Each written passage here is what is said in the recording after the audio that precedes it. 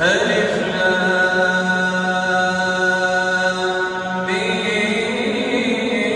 ميم را تلك آيات الكتاب والذي أنزل إليك من ربك الحق ولكن